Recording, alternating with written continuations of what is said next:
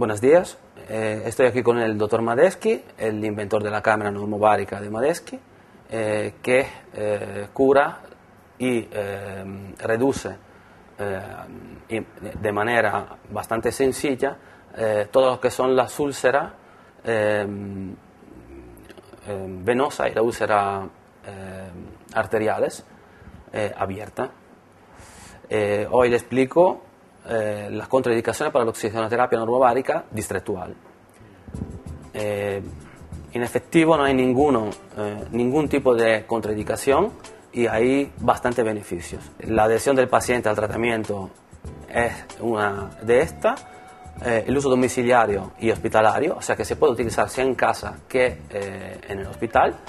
Es fácil de usar por el paciente. Hay una total ausencia de contraindicaciones locales y sistémicas. Las dimensiones y la transportabilidad son absolutamente reducidas.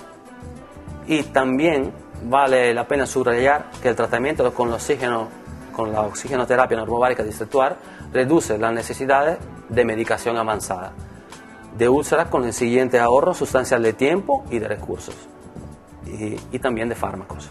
La máquina en este momento no está disponible en el territorio español, pero después del estudio que está haciendo la Universidad de La Laguna en Tenerife, seguramente lo será.